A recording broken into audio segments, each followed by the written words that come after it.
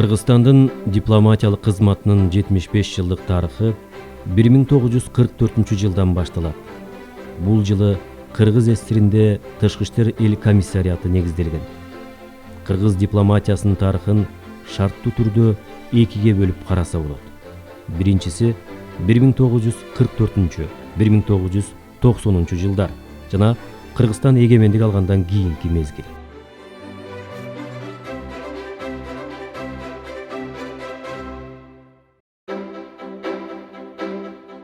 Туңгуч министр кызматын Казы Диканбаев аркалаган.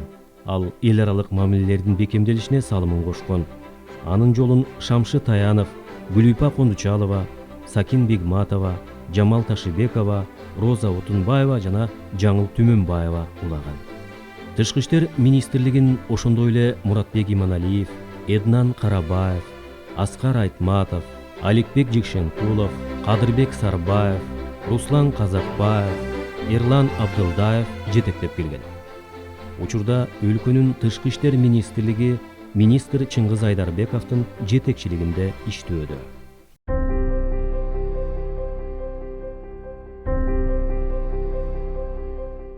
Кыргыз эли 1991 жылы өзүнүн саясий көз карандысыздыгына жетти. Бирок кылым караткан элибиз өткөн кылымдарда мамлекеттүүлүккө ээ болуп, башка державалар менен тең укуктуу дипломатиялык мамиле түзө билгендиги карым-катнаштар тууралуу айрым тарых булактарында жазылып калган. 1800 жылдардан тарта Россияга элчилер каттаган. Бул жана башка маалыматтар кыргыз дипломатиясынын көп миң жылдык тарыхы бар экендигинен кабар берет.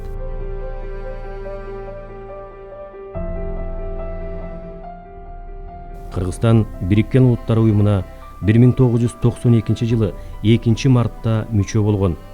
Андан бери эгемен өлкөбүз дүйнөлүк эң абройлуу уюмдун алкагында өзүнүн активдүүлүгүн көрсөтө алды. Бириккен Улуттар уюмунун башкы ассамблеясы дүйнөнүн коопсуздугун, өнүгүүсүн камсыз кылуу, жакырчылыкты жоюу, адам укугун коргоо жана айлана чөйрөнү сактоо боюнча жооптуу болгон жападан жалгыз уюм. Кыргызстан бул уюмдун алкагында улуттук кызыкчылыктан сырткары жалпы адамзатка тиешелүү болгон терроризм, баңгизат менен күрөшүү, суу ресурстарын үнөмдүү колдонуу, экологияга аяр мамиле жасоо, адам укуктарын коргоо сыяктуу маселелерде жигердүү аракетин көрсөтүп келет. Бириккен Улуттар уюмунун башкы ассамблеясында Кыргызстан бир нече ирет саясий, социалдык экономикалык кызыкчылыгын жана улуттук коопсуздугуна байланыштуу демилгелерди көтөрүп чыкты. Алсак, кыргыз мамлекеттүүлүгүнүн 2200 жылдыгын, эл аралык тоо жылын белгилөөнү демилгелеген. Ошондой эле тоолуу аймактарды туруктуу өнүктүрүү, Борбор Азиядагы радиация коркунучун болтурбоодо эл аралык коомчулуктун ролу өңдүү маселелерди көтөрүп чыккан.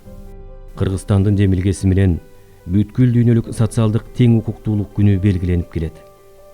Кыргызстан уюмга коопсуздук, гидроэнергетика, уран калдыктары, экология, социалдык экономикалык көйгөйлөрү менен кайрылган. Учурда Кыргызстан Бириккен Улуттар уюмунун адам укуктары боюнча кеңешинин мүчөсү, баңгизат боюнча комиссиясына 2021 жылга чейин мүчө болуп шайланган. Берилген бул макамдар кошумча укук жана жоопкерчиликти жүктөйт. Мунун аркасы менен мамлекетибиз эл аралык деңгээлдеги чечимдерди кабыл алууга өз таасирин тийгизе алат.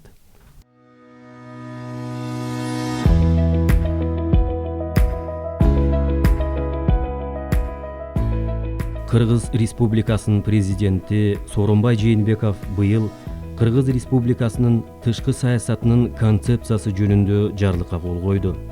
Ага ылайык Кыргыз Республикасынын тышкы саясатынын натыйжалуулугун камсыз кылуу максатында Кыргызстандын тышкы саясатынын концепциясы бекитилди.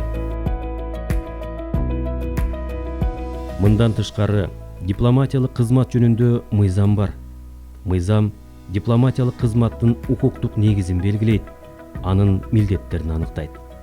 Тышкы иштер министрлиги жана Кыргызстандын бирдиктүү тышкы саясатын жүргүзүүдөгү анын координациялоочу ролун күчөтүү жөнүндө президенттин жарлыгы бар.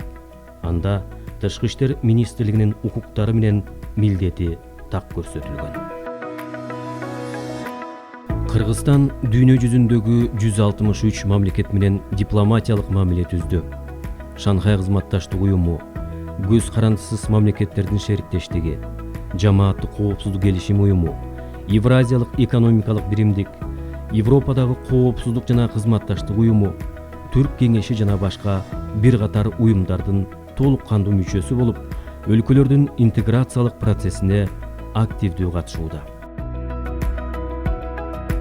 Кыргызстан өнөктөш өлкөлөр менен эки тараптуу жана эл аралык уюмдардын алкагында соода-экономикалык, саясий, маданий-гуманитардык, коопсуздук багытындагы кызматташтыкты тең салмактуу өнүктүрүүдө.